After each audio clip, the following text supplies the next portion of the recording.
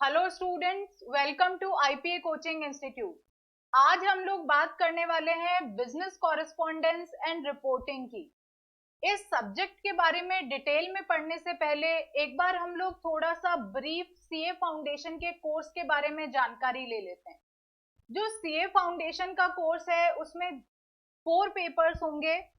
4 paper में आपके पास में जो सबसे पहला पेपर होता है that is of accountancy.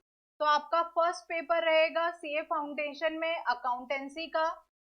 The second paper is consist of 2 parts, part A and part B. जो पार्ट ए है इसमें आप लोग पढ़ेंगे बिजनेस लॉ के बारे में। You will be studying about the business law. And the part B is consist of business correspondence and reporting. ठीक है, तो जो सब्जेक्ट हम लोग अब स्टार्ट करने वाले हैं पढ़ना that is the part B of paper 2 and the name of the subject is business correspondence and reporting. ठीक है, अभी हम लोग एक बार सीए फाउंडेशन के कोर्स के बारे में बात कर रहे हैं। तो we will talk about the third paper of CA foundation. Third paper में आपके पास में again you have the 3 parts. The first one you can से the business maths would be there. Then B part में आपके पास में logical reasoning रहेगी। The third part is consist of stats. तो इस तरह से ये पेपर 3 बन गया। Then we have the paper 4। जो पेपर 4 है उसके अंदर again we have the 2 parts. The part A it is consist of business economics. ठीक है, अब यहाँ पे क्या होगा, बिजनेस इकोनॉमिक्स के बारे में पढ़ेंगे। इसके अलावा आप मार्केट एंड कमर्शियल यूज का जो आपका नॉलेज रहेगा, the knowledge of market and commercial thing that will be consist of part B. So this is how you are having the 4 papers in CA foundation. और चारों paper में हम क्या देखते हैं कि जो आपका paper number 1 and paper number 2 है these are of subjective nature. Subjective nature का मतलब हुआ कि आपके पास में क्वेश्चंस आएंगे और आपको उन क्वेश्चंस के आंसर्स को लिखना पड़ेगा। 100 मार्क्स अराउंड के ये दोनों पेपर रहेंगे। अराउंड 3 आवर्स का टाइम रहेगा आपके पास में और सब्जेक्टिव मैनर में आपको इनके आंसर्स देने रहेंगे। द पेपर 3 एंड पेपर 4 ये दोनों पेपर जो है आपके these are objective type question papers. Objective type का मतलब कि आपका क्वेश्चन गिवन होगा, उसके बाद में आपको 4 ऑप्शंस दिए हुए होंगे और उन चारों ऑप्शंस में आपको एक करेक्ट आंसर को चूज करना पड़ेगा। But while attempting these objective type questions आपको हमेशा ध्यान रखना है कि अगर आप कंप्लीटली श्योर हैं तभी आपको टिक मार्क करना है, otherwise there is 1/4 negative marking for each wrong answer. तो हम ये चीजों का ध्यान रखेंगे। हम जिस सब्जेक्ट की बात कर रहे हैं that is business correspondence and reporting. This part is consist of 40 marks. ठीक है, 40 नंबर का ये सब्जेक्ट है। 40 नंबर के क्वेश्चंस इसमें से आएंगे प्लस सब्जेक्टिव नेचर में हम लोगों को इसमें आंसर्स देने पड़ेंगे। अब कई बच्चे ये पूछ सकते हैं कि मैम सीपीटी का जो पेपर होता था उसमें तो कहीं पे भी बिजनेस कॉरेस्पॉन्डेंस या रिपोर्टिंग इस तरह की नाम का कोई सब्जेक्ट नहीं होता था। Then why the ICAI has introduced this new subject in CA foundation. तो देखिए स्टूडेंट्स, यहाँ पे एक रीजन है इस सब्जेक्ट को इंट्रोड्यूस करने के पीछे और वो भी इतनी ज्यादा इंपॉर्टेंस के साथ। आप देख रहे हैं कि जो बिजनेस कॉरेस्पॉन्डेंस एंड रिपोर्टिंग है ये आपका पेपर 2 में आ रहा है जो कि सब्जेक्टिव नेचर का है, प्लस 40 मार्क्स के क्वेश्चंस इससे आ रहे हैं। Means this subject is having some importance in this course. तो अब इसको इंट्रोड्यूस करने के पीछे का कारण क्या है, इसको हम लोगों ने इसलिए इंट्रोड्यूस किया क्योंकि जब आप लोग सीए बनेंगे, जैसे ही आप सीए बनेंगे आप बहुत बड़ी बड़ी फर्म्स के साथ में काम करेंगे। You will be working with so many international projects, the national projects. आप एमएनसीज के साथ में काम कर रहे होंगे। तो जब आप इतनी बड़ी कंपनीज के साथ, बड़े फर्म्स के साथ एक बड़ी रेस्पॉन्सिबिलिटी के साथ काम करते हैं, तो आपके पास में एक रेस्पॉन्सिबिलिटी होती है कि आप उस फर्म का जो रेपुटेशन है उसको बनाए रखें, उसके जो क्लाइंट्स है उनके साथ में आपका जो भी बिहेवियर है वो अच्छा रहे, उस पर्टिकुलर जो कंपनी है उसका उसके क्लाइंट्स के साथ में अच्छा बिहेवियर रहे, प्लस नए क्लाइंट्स वहां पे एड ऑन होते रहें। तो ये सारी चीजें कब आएंगी? ये सब चीजें तब होगी जब हम लोग, मतलब जब सीए जो लोग हैं वो एक प्रॉपर वे में कॉरेस्पॉन्ड करेंगे, प्रॉपर वे में कम्युनिकेट करेंगे, प्लस जो उनको अपने बॉस को या फिर कंपनी को जो भी रिपोर्टिंग देनी है वो एक बहुत ही इफेक्टिव और इम्पैक्टफुल मैनर में होगी, तो क्लाइंट भी खुश रहेंगे और जो मैनेजर्स हैं वो भी खुश रहेंगे और कंपनी की ग्रोथ होती रहेगी। तो इसलिए इस वाले कॉरेस्पॉन्डेंस एंड रिपोर्टिंग को यहाँ पे इंट्रोड्यूस किया गया। साथ ही साथ कई बार ऐसा भी देखा गया कि जो सीए होते हैं उनके पास में बहुत नॉलेज होती है, लेकिन वो अपनी नॉलेज को एक प्रॉपर वे में कम्युनिकेट नहीं कर पा रहे थे। तो इसलिए जो इंस्टीट्यूट है उसको ये नीड महसूस हुई कि हमें क्या करना चाहिए, सीए जो है उसको अपनी नॉलेज को अच्छे से एक्सप्रेस करने का एक वे बताना चाहिए। और जो ये हम बिजनेस कॉरेस्पॉन्डेंस एंड रिपोर्टिंग पढ़ेंगे, दिस इज द वे जिसमें कोई भी सीए अपनी रिपोर्टिंग को एक एक्सप्रेशन के साथ में एक इम्पैक्टफुल वे में बहुत ही इफेक्टिव मैनर में रिप्रेजेंट कर सकता है। तो this is why this subject has been introduce. इसी के साथ मैं आपको एक एग्जाम्पल की हेल्प से समझाती हूँ कि एक बार अक्षय कुमार जो कि एक अभिनेता हैं, बहुत बड़े एक्टर हैं, उनसे पूछा गया कि क्या कभी आपके माता पिता या फिर आपकी पत्नी आपसे पूछते हैं कि आप कितना कमाते हैं, या फिर क्या कभी आपने अपनी आय के बारे में किसी को सच सच बताया है कि आपने कितना कमाया, या फिर कौन सा पैसा आपने कहाँ दिया, किसको दिया, या फिर कहाँ इन्वेस्ट किया है? अक्षय कुमार ने एक जवाब दिया कि मेरे जितने भी पैसे आते हैं और पैसे जाते हैं उनके बारे में ना मेरे माता पिता को अच्छे से पता है, ना मेरी पत्नी को अच्छे से पता है, लेकिन जो मेरे सीए हैं उनको मेरे सारे फाइनेंस के बारे में ए से लेके जेड तक की नॉलेज है। तो अब आप देखिए कि इतना जब करोड़ों का रेवेन्यू हो रहा है और इन करोड़ के रेवेन्यू को मैनेज करना है, तो मतलब एक बहुत बड़ी रेस्पॉन्सिबिलिटी हो जाती है। और सीए जो होगा उसके पास में ये इतनी बड़ी रेस्पॉन्सिबिलिटी है और इस रेस्पॉन्सिबिलिटी को उसको अपने क्लाइंट के साथ में एक बहुत ही इफेक्टिव वे में मैनेज करके चलना है। तो ये जो इफेक्टिव मैनर हमें आता है, that comes from this business correspondence and reporting. That's why this new subject has been introduced in the CA Foundation course. ठीक है, अब हमने इसकी नीड की बात करी, now we need to know कि एग्जैक्टली सब्जेक्ट में है क्या। तो हम एक बार एक थोड़ा सा ब्रीफ इसके सिलेबस का ब्रीफली हम इंट्रो देख लेते हैं कि एग्जैक्टली इसके सिलेबस में क्या है। We can divide the syllabus of this subject in 4 parts. जैसे कि आपका पार्ट 1 जो है उसमें हम कुछ थ्योरेटिकल बातें करेंगे जो आपका कम्युनिकेशन के नाम से जाना जाएगा। तो we will be talking about communication in this part. Communication में भी किस तरह से कि कैसे आप अपनी बात को बहुत अच्छे से किसी को बता सकते हैं, what can be the medium जिसके थ्रू आप अपनी बात को बताएंगे तो दैट विल बी इफेक्टिव, या फिर क्या बैरियर्स आ सकते हैं आपके कम्युनिकेशन में। आप बहुत बड़ी फर्म में काम करते हैं तो वहां पे कम्युनिकेशन का चैनल क्या होगा, आप छोटी फर्म में काम करते हैं तो वहां पे आप कैसे अपनी इंफॉर्मेशन को कम्युनिकेट करेंगे। So all these things will be learned in this part 1। ठीक है, थ्योरेटिकल पार्ट रहेगा। Then we have the part B.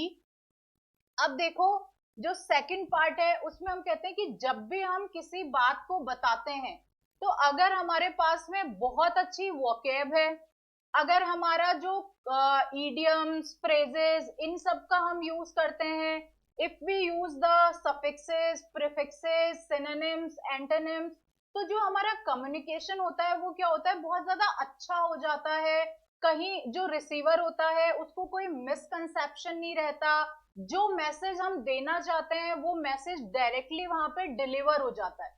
तो जब इस तरह का है कि हम जो मैसेज कन्वे करना चाह रहे हैं और वो डायरेक्टली वैसा का वैसा कन्वे हो जाए, तो हमारे पास में वोकैब बहुत अच्छी होनी चाहिए। हमें synonyms, antonyms, direct speech, indirect speech, sentence making, then phrases, idioms, इन सब की नॉलेज होनी चाहिए। और ये सारी चीजें हम लोग बचपन से पढ़ते हुए आ रहे हैं, तो that is not a new thing for you people, बहुत ही इजी सा रहेगा। तो पार्ट बी में हम इन सारे चीजों के बारे में पढ़ेंगे, जिसमें मेनली आपका वोकैब रहेगा, suffixes, prefixes, antonyms, synonyms, idioms, phrases, all these things will be there. उसके बाद में है आपके पास में पार्ट 3। देखिए जो पार्ट 3 है इसे भी आप क्लास 9 से या फिर उससे पहले से ही पढ़ते आ रहे हैं। कॉम्प्रिहेंसिव पैसेजेस जो होते हैं, अभी आपने 12th किया है, 11th किया है, तो इन सब में कॉम्प्रिहेंसिव पैसेजेस आपने किए हैं, जो कि एक बहुत ही इजी पार्ट होता है। आपको पता होता है कि यहाँ पे मार्क्स सिक्योर करना बहुत ही आसान है। आपके पास पैसेज रहेगा, क्वेश्चंस होंगे, क्वेश्चंस के आंसर आपको पैसेज से देखने हैं, तो मतलब that is also a very easy part और आप इसे आराम से कर सकते हैं। तो हमारा पार्ट 3 जो है सिलेबस का, उसमें हम कॉम्प्रिहेंसिव पैसेजेस के बारे में पढ़ेंगे and we will talk about the note making also. ठीक है, ये भी आप लोग ऑलरेडी पढ़ चुके हैं, तो that won't be difficult for you, बहुत इजीली आप इस चीज को ग्रास्प कर पाएंगे। Then there comes the part 4 of the syllabus. अब देखो जो पार्ट 4 है दैट इज क्वाइट इम्पोर्टेंट। कारण क्या है? कारण ये है कि जब आप लोग एक सीए बन के काम कर रहे होंगे, एक इंटर्न की फॉर्म में काम कर रहे होंगे, तो जब आप किसी प्रोजेक्ट पे काम करेंगे तो आपको बहुत सारा कम्युनिकेशन करना पड़ेगा। कई बार आपको कुछ ऑर्डर प्लेस करने पड़ेंगे, कई बार आपने कुछ काम किया है तो उसकी रिपोर्टिंग आपको आपके बॉस को देनी पड़ेगी, या फिर आप कोई मीटिंग अरेंज करना चाह रहे हैं तो आपको नोटिस या सर्कुलर निकालना पड़ेगा। कोई सेमिनार हो चुका है उसकी आपको रिपोर्ट देनी है, आपको किसी आपकी मीटिंग हेल्ड होने वाली है उसकी मिनट्स आपको बताने हैं। तो ये क्या होंगे? These will be the day to day phenomena of your career. तो ये सारी चीजें हम लोग पढ़ने वाले हैं पार्ट 4 में। पार्ट 4 में हम क्या करेंगे? फॉर्मल मेल लिखना सीखेंगे कि किस तरह से आप फॉर्मल ईमेल लिखेंगे। ठीक है, आपको मीटिंग अरेंज करवानी है, सारे के सारे एम्प्लॉइज को आप एक ईमेल डाल रहे हैं, तो किस तरह से एक फॉर्मल वे में वो किया जाएगा। आप यहाँ पे फॉर्मल लेटर्स लिखना सीखेंगे। आपको कुछ प्लेसेस ऑर्डर करने हैं, आपको कोई ऑर्डर प्लेस करना है, आपको ऑर्डर कैंसिल करना है, आप इस तरह की कई चीजें फॉर्मल लेटर्स के थ्रू करेंगे। आप रिपोर्टिंग करेंगे तो रिपोर्ट राइटिंग आपको लिखना है।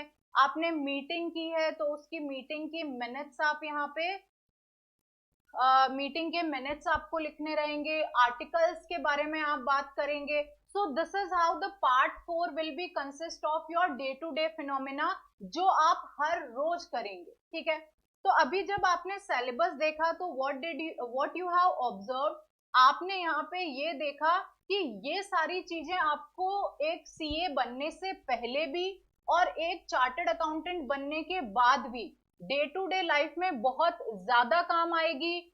आप अगर अपने प्रोफेशनल रिलेशन बहुत अच्छे रखना चाहते हैं, आप अगर अपने पर्सनल रिलेशंस बहुत अच्छा रखना चाहते हैं, तो आपका जो कम्युनिकेशन है that should be very effective, very impactful.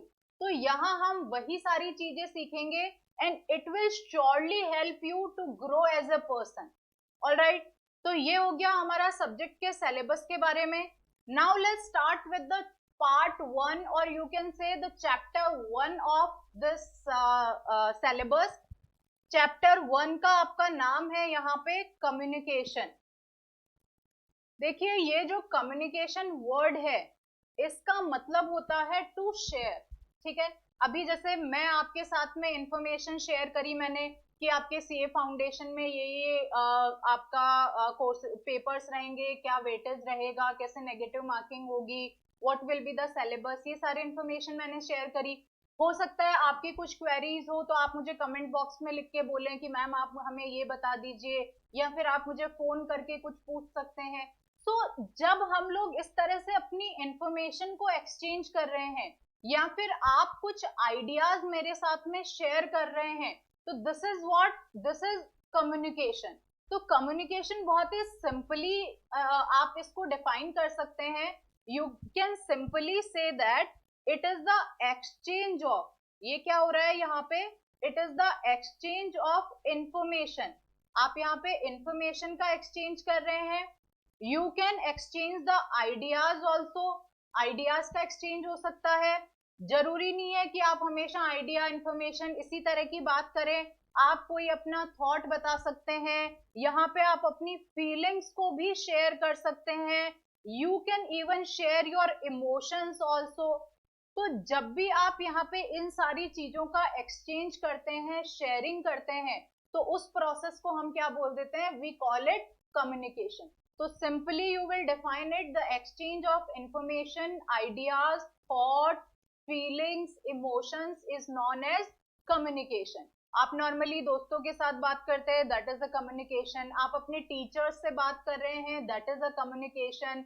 ठीक है, तो all these things are communication, will come under communication. लेकिन देखिए, अब ये जो कम्युनिकेशन है इसका एक प्रोसेस होता है, ठीक है, इसको एक पर्टिकुलर वे में किया जाता है। तो एक एग्जाम्पल लेते हैं और उसकी हेल्प से समझते हैं कि किस तरह से कम्युनिकेशन का प्रोसेस होता है। ठीक है, हम कहते हैं कि यहाँ पे एक कोई इंसान है जिसका नाम है टाइगर श्रॉफ। ठीक है, अब यहाँ पे एक कोई दूसरा पर्सन है जिसका नाम है दिशा पाटनी। ये कोई दो लोग हैं, one is Tiger Shroff, another one is Disha Patani. अब जो ये टाइगर श्रॉफ है, इसको दिशा पाटनी को मूवी देखने के लिए साथ लेके जाना है। ठीक है, तो अब टाइगर श्रॉफ दिशा पाटनी को मूवी देखने के लिए अपने साथ लेके जाना चाहता है। तो अब ऐसा तो है नहीं कि वो दिशा पाटनी को जाएगा, हाथ पकड़ेगा और थिएटर में ले गया। उसको पहले दिशा पाटनी से परमिशन लेनी पड़ेगी।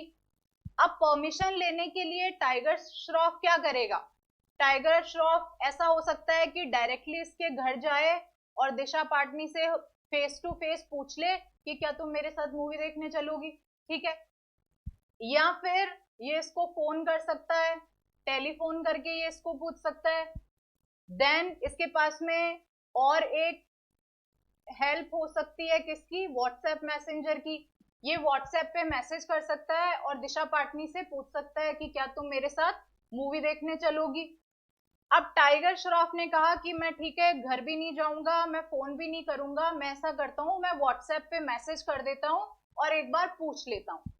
तो अब आप यहाँ देखिए, टाइगर श्रॉफ था, टाइगर श्रॉफ ने व्हाट्सएप पे एक मैसेज लिखा। ठीक है, व्हाट्सएप पे दिशा पाटनी के लिए एक मैसेज लिखा, उसके साथ में उसने एक यहाँ पे पिक्चर भी अटैच कर दी। पिक्चर कैसी है, जो मूवी देखने जा रहे हैं उसके रिव्यूज का स्क्रीनशॉट ले रखा है फॉर एग्जांपल, और वो इन्होंने यहाँ पे अटैच कर दी। अब टाइगर श्रॉफ ने व्हाट्सएप का मैसेज भेजा किसको, दिशा पाटनी को। दिशा पाटनी के पास में ये रिसीव हो गया। रिसीव होने के बाद टाइगर ने देखा कि ब्लू कलर के दो टिक आ गए। जैसे ब्लू कलर के दो टिक आए, इसका मतलब दिशा पाटनी ने देख लिया मैसेज। अब दिशा पाटनी मैसेज देख के, अब दिशा पाटनी की चॉइस है, वो हाँ भी बोल सकती है, वो ना भी बोल सकती है। हो सकता है वो रिप्लाई ना भी करे, बट हमने सोचा चलो दिशा पाटनी ने रिप्लाई किया, तो ये यहाँ पे क्या करेगी, रिप्लाई करेगी। अब रिप्लाई इसका हो सकता है कि ये फोन करे, हो सकता है ये व्हाट्सएप पे ही एक थम्स अप भेज दे, या फिर यस लिख दे, स्माइली भेज दे, एनीथिंग, कोई भी रिप्लाई ये कर सकती है। तो दिशा पाटनी ने यहाँ पे रिप्लाई किया। जो रिप्लाई है वो वापस आ गया किसके पास में, टाइगर श्रॉफ के पास में। फॉर एग्जाम्पल इसने भी क्या किया, व्हाट्सएप पर ही रिप्लाई किया है, जो भी हाँ ना जैसा भी बोला व्हाट्सएप पे बोला। तो अब यहाँ पे ये एक प्रोसेस हुआ जिसमें टाइगर श्रॉफ मूवी देखने जाना चाहता था दिशा पाटनी के साथ। तो उसने व्हाट्सएप पे मैसेज किया, दिशा पाटनी ने देखा, देख के रिप्लाई किया और वो वापस टाइगर के पास में आ गया। सो this is what, this is a communication. दोनों ने आपस में बातचीत की। यहाँ पे अगर आप सिंपल लैंग्वेज में बोलें तो कम्युनिकेशन क्या होता है, इट इज सिंपली बातचीत, जो हम लोग आपस में बातचीत करते हैं, दैट इज कम्युनिकेशन। अब आप देखो यहाँ पे हम प्रोसेस की बात कर रहे हैं, तो प्रोसेस में अब एक होता है आपका सेंडर, ठीक है, जो क्या करता है, मैसेज को भेजता है। तो यहाँ पे सेंडर कौन है इस एग्जाम्पल में, Tiger Shroff is the sender. लेकिन देखो कम्युनिकेशन करने के लिए हमेशा क्या रहेगा, there should be some purpose, there should be some reason. बिना किसी पर्पस के तो कोई कम्युनिकेट करेगा नहीं। तो यहाँ टाइगर श्रॉफ का क्या पर्पस था कम्युनिकेट करने का, क्योंकि उसे मूवी देखने जाना है, तो यहाँ पे movie can be the purpose of tiger Shroff. फिर दूसरा है आपके पास में सेंडर, हमेशा किसी भी मैसेज को भेजने के लिए सेंडर चाहिए, तो सेंडर कौन है यहाँ पे, tiger Shroff is the sender. फिर टाइगर श्रॉफ ने क्या किया, मैसेज यहाँ पे एनकोड किया, इसने मैसेज लिखा तो मतलब मैसेज को क्या किया है, एनकोड किया है, टाइपिंग की मैसेज की तो हम उसको कह देते हैं मैसेज को एनकोड किया, ठीक है। पिक्चर का स्क्रीनशॉट लेके उसको अटैच किया तो मैसेज की कोडिंग हो गई। फिर इसने एक यहाँ पे मीडियम चूज किया उस मैसेज को भेजने के लिए, तो अब यहाँ पे मीडियम क्या है, medium is the WhatsApp messenger. तो व्हाट्सएप मैसेंजर क्या हो गया, मीडियम हो गया। अब मीडियम टेलीफोन भी हो सकता था, मीडियम आपका फेस टू फेस वो बोल रहा है तो वर्बल भी हो सकता था, यहाँ इसने लिख के बोला है तो हम कह देते हैं इसने कौन सा कम्युनिकेशन किया है, इसने यहाँ पे रिटन कम्युनिकेशन किया है। तो व्हाट्सएप मैसेंजर के थ्रू रिटन कम्युनिकेशन यहाँ पे हुआ है, प्लस यहाँ पे एक फोटो भी भेजी है तो हम कह देते हैं यहाँ पे विजुअल कम्युनिकेशन भी हुआ है। अब देखो फिर आपके पास में कम्युनिकेट करने के लिए हमेशा एक रिसीवर का होना भी जरूरी है। यहाँ पे रिसीवर कौन है, Disha Patani is the receiver here. Receiver ने रिसीव किया, अब रिसीवर क्या करेगा, उस मैसेज को एनकोड करेगा। एनकोड का मतलब क्या हो गया कि दिशा पाटनी अब मैसेज को पढ़ रही है, पढ़ लिया उसने। लेकिन अब यहाँ पे एक दिक्कत आई, दिक्कत क्या आई कि दिशा पाटनी का नेटवर्क अच्छा नहीं था, जो लिखा हुआ था रिटन में वो तो उसने पढ़ लिया, उसको मिल गया, लेकिन जो फोटो भेजी थी टाइगर श्रॉफ ने वो डाउनलोड नहीं हो रही। अब डाउनलोड नहीं हो रही इसका मतलब इनके कम्युनिकेशन में क्या आ गया, यहाँ पे एक बैरियर आ गया, या फिर आप कह सकते हो कम्युनिकेशन में एक नॉइस आ गई। मतलब वो फोटो दिशा पाटनी देख नहीं पाई, means there is some barrier in the communication. इतनी बात हुई। अब इसने एनकोड कर लिया, एनकोड करने के बाद में दिशा पाटनी क्या कर रही है, रिप्लाई कर रही है, तो वो रिप्लाई क्या हो जाएगा यहाँ पे, the reply will be feedback of the receiver. Receiver ने एनकोड किया मैसेज को और नाउ अब वो फीडबैक दे रहा है। रिप्लाई करने के भी बहुत सारे मीडियम हो सकते हैं, तो यहाँ पे दिशा पाटनी ने कौन सा मीडियम चूज किया, अगेन उसने रिटन कम्युनिकेशन और किसकी हेल्प से, व्हाट्सएप मैसेंजर की हेल्प से। सो दिस इज द मीडियम।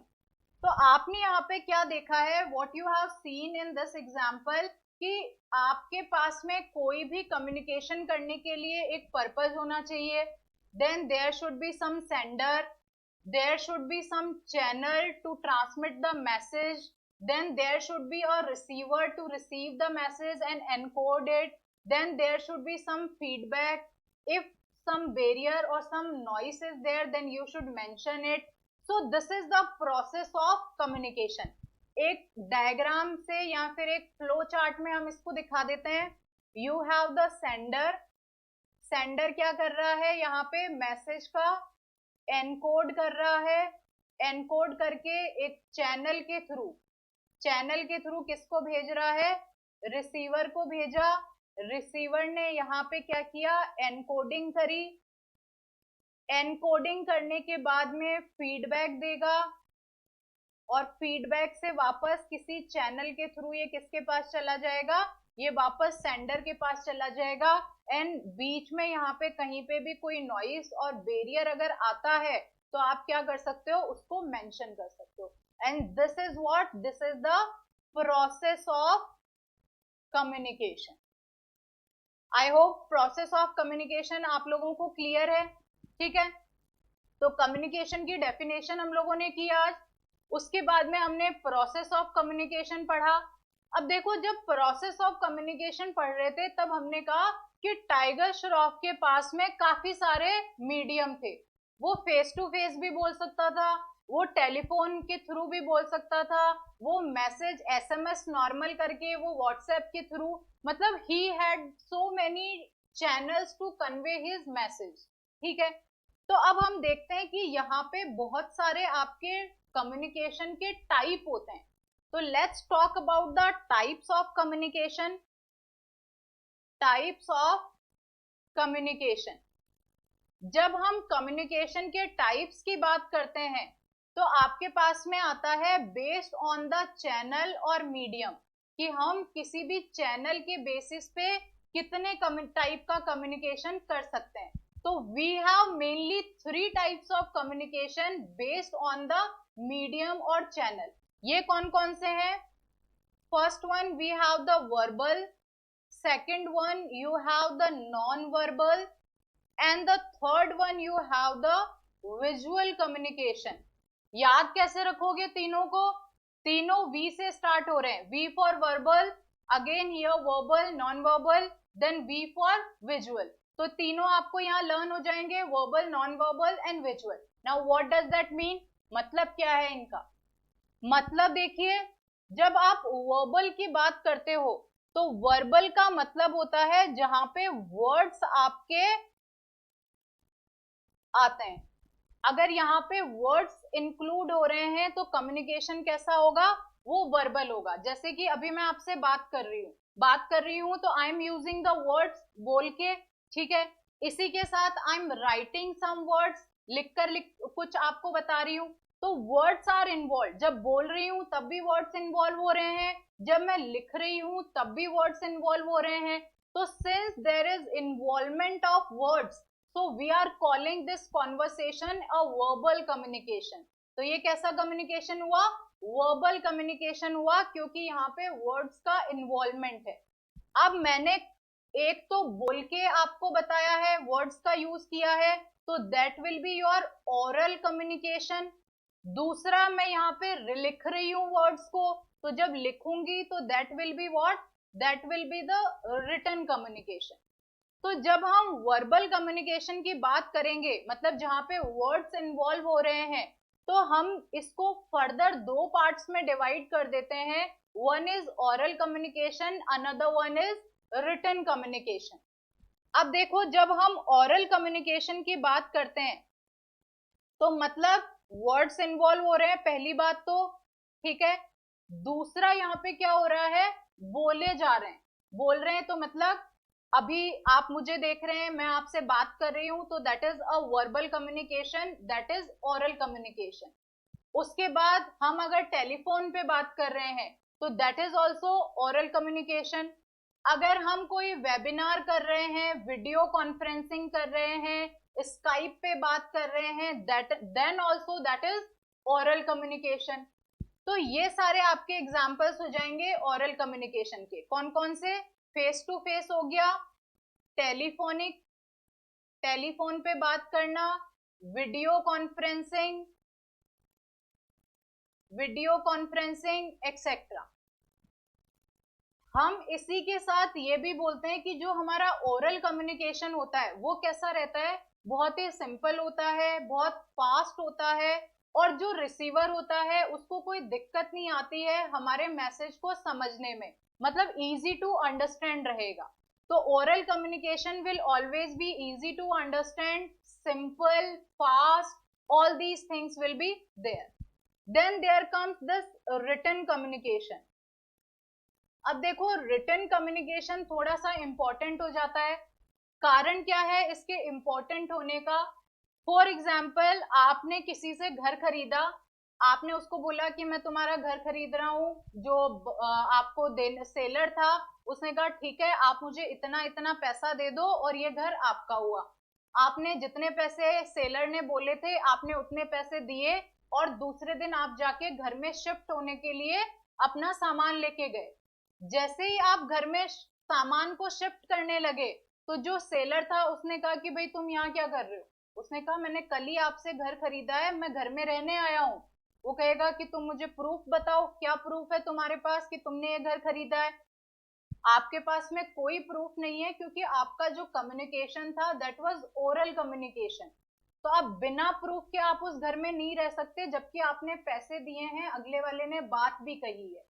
लेकिन अगर वहीं आपने उस घर को खरीदते टाइम एक रिटन कम्युनिकेशन किया होता, कुछ डॉक्यूमेंटेशन किया होता, लॉ लीगल डॉक्यूमेंट बनाए होते, रजिस्ट्री करवाई होती, तो आपके पास में एक प्रूफ होता कि वो घर आपने खरीदा है and now you own that house. तो इसलिए जो रिटन कम्युनिकेशन है वो फॉर्मल कम्युनिकेशन में बहुत ज्यादा इंपॉर्टेंट होता है। तो आपको रिटन कम्युनिकेशन में you have to take care of two things. पहला तो ये कि इसके अंदर वर्ड्स इन्वॉल्व होते हैं। दूसरा, ये कोई भी वर्ड्स होंगे वो रिटन फॉर्म में होंगे। रिटन फॉर्म जैसे कि एसएमएस हो सकता है, कोई लीगल डॉक्यूमेंटेशन हो सकती है, ठीक है, legal documentation. There can be some brochures, brochures हो सकते हैं, न्यूज़पेपर हो सकता है। तो जो भी लिखी हुई चीजें रहेगी that will be included into the written communication. Plus जो आपको सबसे इंपॉर्टेंट बात इसमें ध्यान रखनी है दैट इज कि जितने भी फॉर्मल कम्युनिकेशन होंगे वो सारे के सारे किस में होंगे, वो सब आपके रिटन कम्युनिकेशन में होंगे, क्योंकि वहां पे आपको हमेशा प्रूफ चाहिए होता है। आपको हमेशा एक आपके पास में रिटन में होना चाहिए कि आपने क्या रिपोर्ट दी, आपने क्या कम्युनिकेट किया, पहले पास्ट में क्या हुआ है, फ्यूचर में क्या होना चाहिए। तो everything should be there in the written. So this communication is very helpful when you are doing the formal और you are doing the business communication. तो ये आपके पास में वर्बल कम्युनिकेशन था। वर्बल मतलब ओरल एंड रिटन। अब देखो दूसरा टाइप है आपके पास non verbal communication. Non verbal, अगर वर्बल में आप बोलते हैं वर्ड्स इन्वॉल्व होंगे, तो मतलब नॉन वर्बल में वर्ड्स इन्वॉल्व नहीं होंगे। तो मतलब यहाँ पे क्या है, यहाँ पे कोई भी वर्ड्स इन्वॉल्व नहीं हो रहे हैं, देयर आर नो वर्ड्स, ठीक है, कोई वर्ड्स नहीं होंगे। अब आप कहेंगे बिना वर्ड्स के कैसे कम्युनिकेट करेंगे हम लोग। आपका दोस्त आया कोचिंग में, दोस्त ने स्माइल किया और आप हाथ को वेव कर दिया, आपको पता चल गया कि वो आपको हेलो बोल रहा है, उसने कुछ नहीं बोला, he did not say a word, he did not write anything, उसने नहीं बोला कुछ, लेकिन उसने क्या किया, उसने स्माइल किया और हैंड को वेव किया, तो वहीं से आप समझ गए। तो that is what, that is non verbal communication, ठीक है। कोई एल्डर पर्सन था, आपने हाथ जोड़ के खड़े हो गए उनके सामने, जैसे ही आपने हैंड्स को ज्वाइन किया वैसे ही अगले वाले को पता चल गया कि आप उनको नमस्ते कहना चाह रहे हो, आप उनको प्रणाम कर रहे हो। You did not right anything, you did not say anything, लेकिन आपने क्या किया है, आपने सिर्फ एक जेस्चर के थ्रू अपना मैसेज कन्वे कर दिया। So when no words are involve, क्या है, सिर्फ जेस्चर्स इन्वॉल्व है, कुछ आपके इस तरह के फिजिकल एक्सप्रेशंस इन्वॉल्व है जिनसे आप अपना मैसेज कन्वे कर रहे हैं, तो आप उसे बोल देते हैं नॉन वर्बल कम्युनिकेशन। अब देखो नॉन वर्बल कम्युनिकेशन के फर्दर टाइप्स हैं। अब ये फर्दर टाइप्स कौन कौन से हो जाएंगे, एक आपका नॉन वर्बल फिजिकल कम्युनिकेशन, ठीक है, फिजिकल कम्युनिकेशन जैसे कि आपने हैंड को वेव किया, ठीक है, that is physical communication. Then आपने क्या किया, स्माइल किया, इसका मतलब मूड अच्छा है, सब कुछ सही है, एवरीथिंग इज गुड, ठीक है। देन आपने हैंड्स को ज्वाइन किया, तो मतलब वो क्या हो गया, वो एक नमस्ते करना, प्रणाम करना, इस तरह से आपने अपना फिजिकली मैसेज को कन्वे कर दिया। So this is what, this is physical non verbal communication. Alright students, तो जब हम लोग जेस्चर्स के थ्रू, ठीक है, जेस्चर्स के थ्रू, फेशियल एक्सप्रेशंस के थ्रू, किसी भी टच के थ्रू, या फिर अपने वॉइस का जो टोन होता है उसके थ्रू हम किसी भी मैसेज को कन्वे करते हैं, then we say that is the physical non verbal communication. ये आपके नॉन वर्बल कम्युनिकेशन का फर्स्ट पार्ट हो गया। Then there comes the second part of non-verbal communication, that is para language. ठीक है, अब आप कहेंगे ये पैरा लैंग्वेज क्या होता है? हमने लैंग्वेज के बारे में तो पढ़ रखा है, बट हमने पैरा लैंग्वेज आज पहली बार सुना है। तो देखो, पैरा लैंग्वेज का मतलब होता है पैरेलल लैंग्वेज। अभी मैं आपको हिंदी में बात कर रही हूँ, तो ये क्या है? मेरी लैंग्वेज है। लेकिन बात करते टाइम मेरी लैंग्वेज के साथ में एक पैरेलल लैंग्वेज और चल रही है। वो लैंग्वेज कौन सी है? वो है मेरे फेशियल एक्सप्रेशंस, मेरा जो वॉइस का टोन है, जो पिच है मेरी आवाज की, that is what? That is para language. कैसे समझेंगे हम इस चीज को? For example, again tiger Shroff है। टाइगर श्रॉफ दिशा पाटनी के पास गया और उसने बोला आई लव यू। दिशा पाटनी कहेगी कि एहसान कर रहे हो मेरे ऊपर, चले जाओ तुम मेरे घर से। ठीक है, तो ये क्या हो गया कि उसका जो टोन था उसकी वॉइस का, वो कैसा था? वो बहुत ही हार्श था। इसलिए उसने उस जो मैसेज वो कन्वे करना चाह रहा था, वो मैसेज कन्वे नहीं हो पाया, उल्टा मिसअंडरस्टैंडिंग हो गई।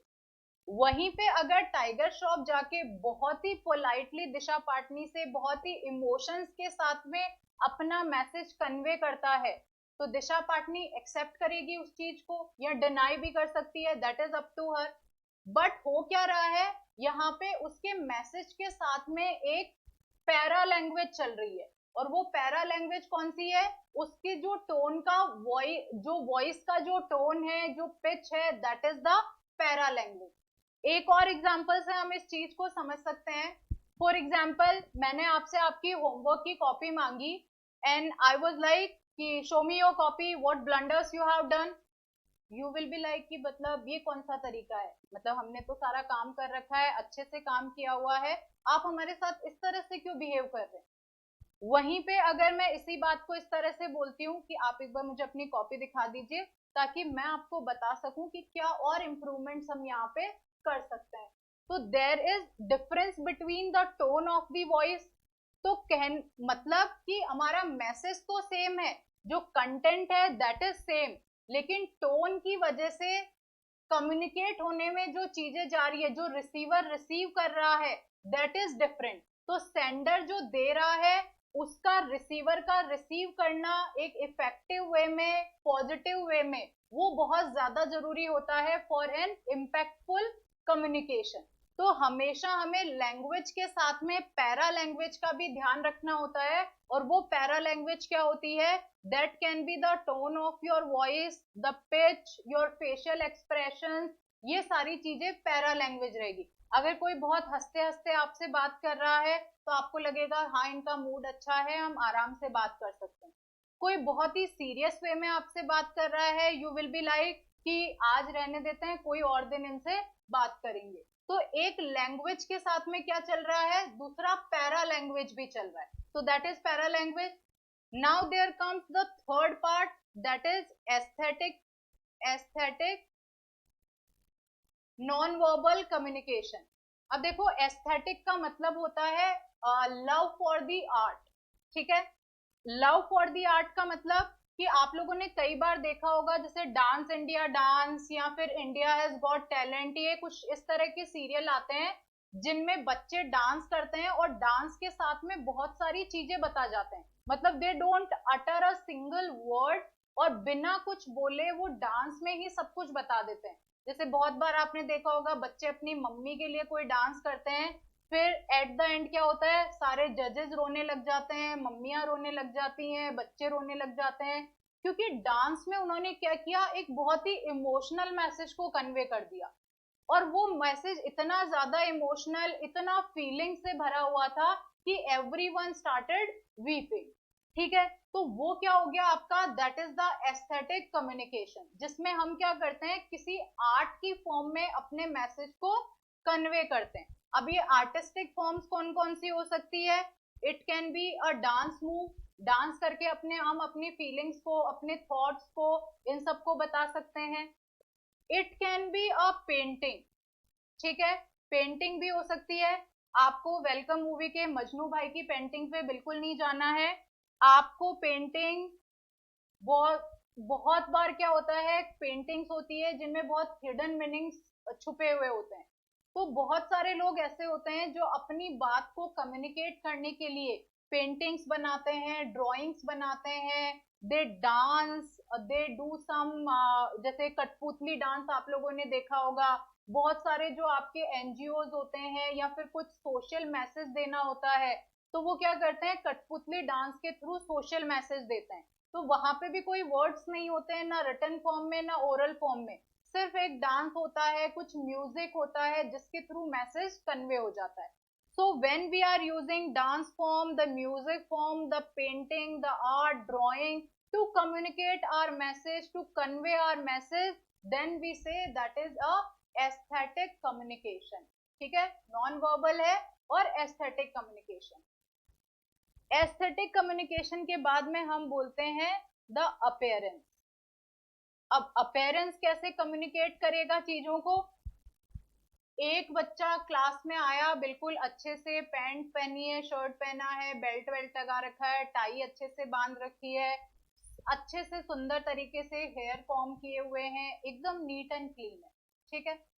दूसरा बच्चा आता है, बरमूडा पहना हुआ है, लूज सी टी शर्ट पहन रखी है, बिल्कुल शेबी सा है, बाल बिल्कुल स्पाइक्स कर रखे हैं, ऐसे लग रहा है 4 दिन से नहाया नहीं है। तो अब आप देखो, दोनों बच्चों को देख के जो देखने वाला है, जो रिसीवर है, वो क्या चीज रिसीव करेगा? जो बहुत ही प्रॉपर, अच्छे से नीट एंड क्लीन यूनिफॉर्म में जो बच्चा आया है, उसको देख के रिसीवर को लगेगा कि he is well managed, he is well organized, sincere है, डिसेंट है।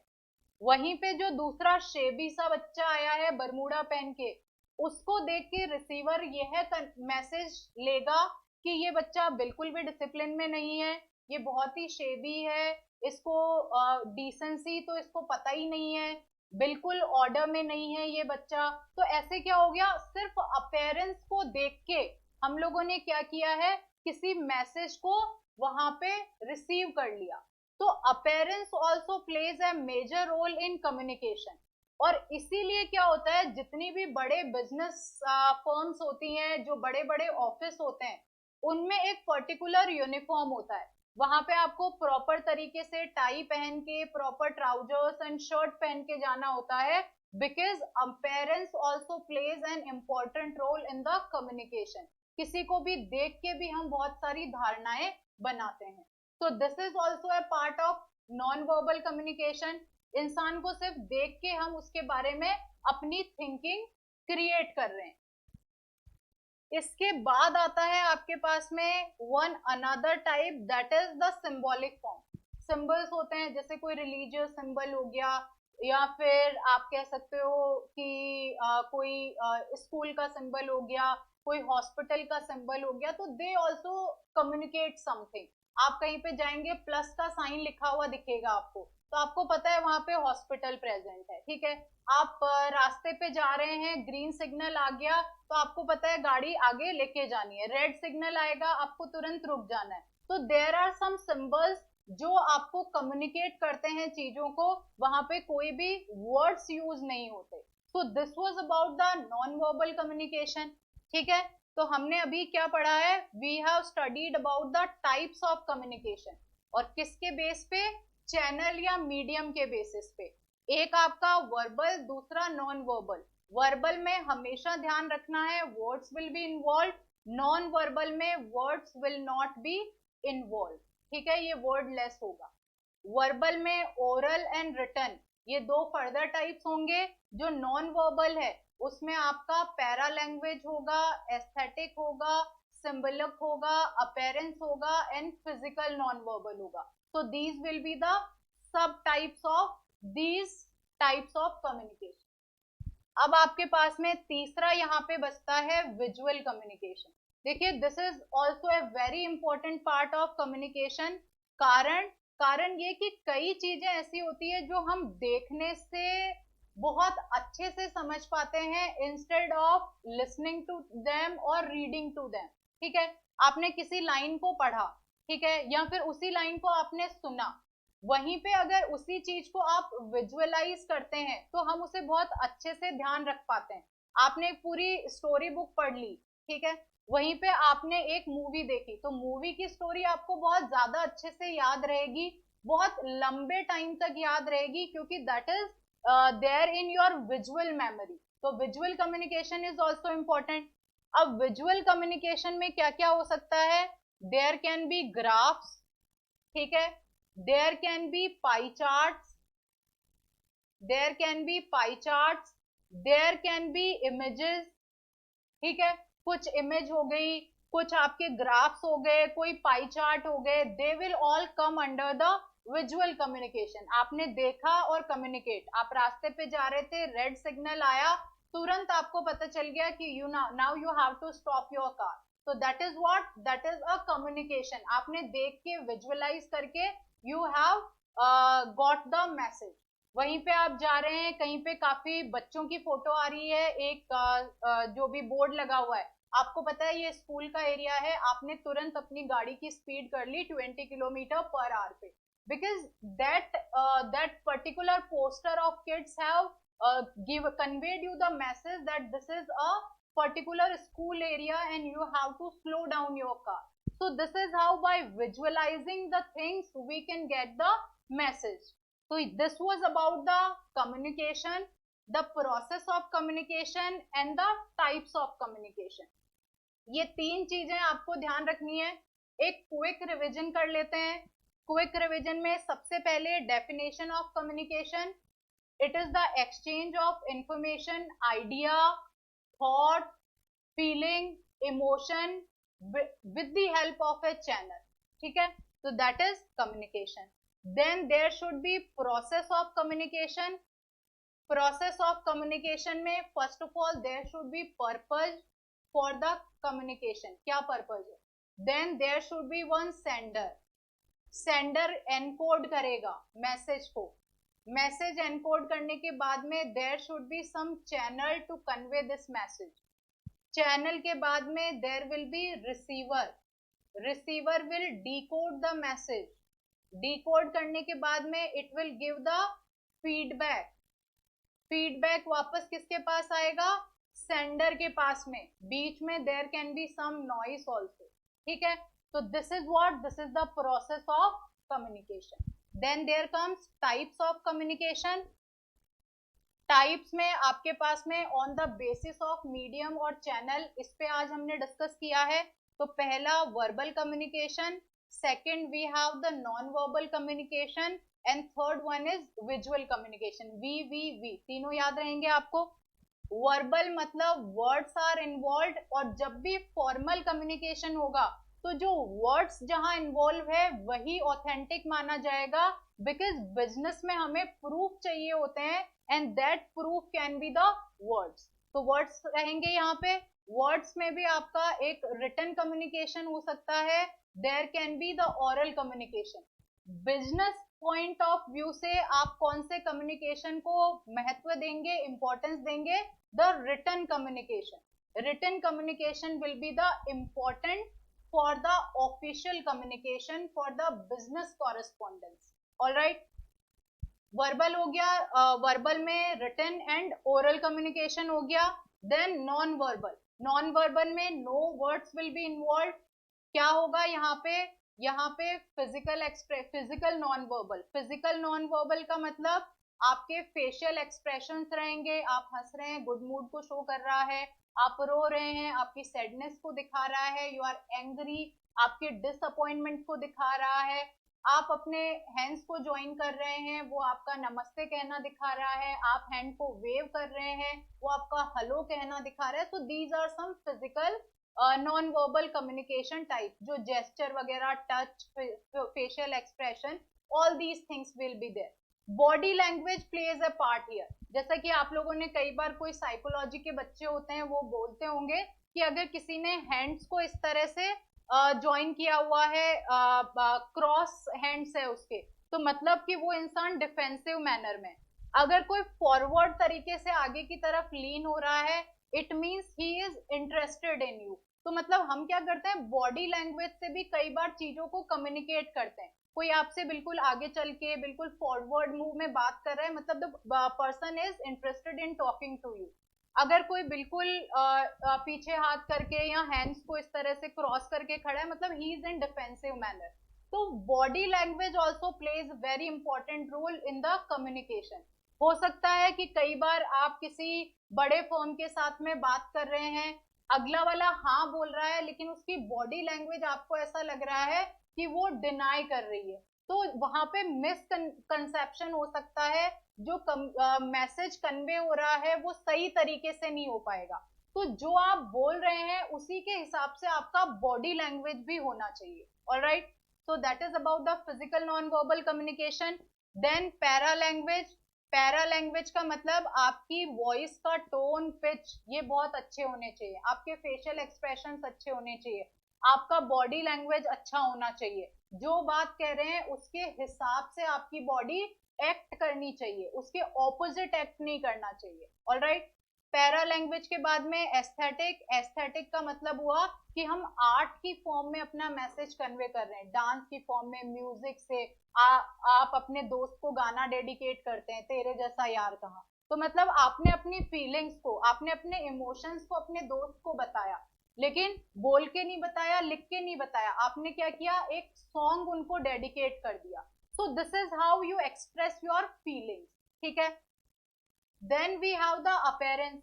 कोई अच्छे से तैयार होके रहता है, इट मीन्स वो वेल ऑर्गेनाइज्ड है. अगर कोई बहुत ही बुरी तरह से रहता है, मतलब वो बहुत ही लेजी है, आलसी है. Then some symbols. Alright, and the third one we have is the visual communication. मतलब देख के हम चीजों को यहाँ समझ रहे हैं. कुछ सिंबल्स हैं आपके, रिलीजियस सिंबल्स हो सकते हैं, these can be there in the visual communication. Alright, तो this was about the types of communication. जो नेक्स्ट वाला हमारा लेक्चर रहेगा उसमें हम फॉर्मल एंड इनफॉर्मल कम्युनिकेशन की बात करेंगे. इतने में अगर आपको कोई भी डाउट रहता है, इफ यू थिंक कि कोई और एग्जांपल्स देके आपको समझाना चाहिए, तो you can write it in the comment box. तो जितनी भी क्वेरीज होगी I will try to answer them. Thank you.